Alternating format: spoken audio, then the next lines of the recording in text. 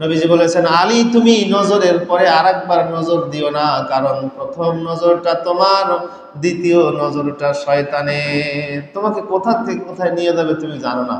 আপনি যদি দৃষ্টি হেফাজত করতে পারেন আল্লাহর ওলি হওয়ার জন্য, আপনার সবচেয়ে বড় রাস্তাটা খুলে যাবে।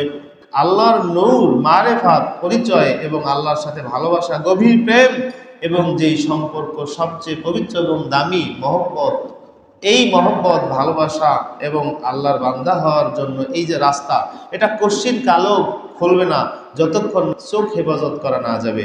যাদের দিকে দৃষ্টি দেওয়া জায়েজ নয়, তাদের থেকে যতক্ষণ দৃষ্টি ফেরানো না সম্ভব হবে, ততক্ষণ পর্যন্ত আপনি ইবাদতের মজা কিছুই পাবেন না। শোনেন, এই তাকানো যত মজা, বিশ্বাস করেন তার চেয়ে না তাকানো কয়েক কোটি গুণ বেশি মজা।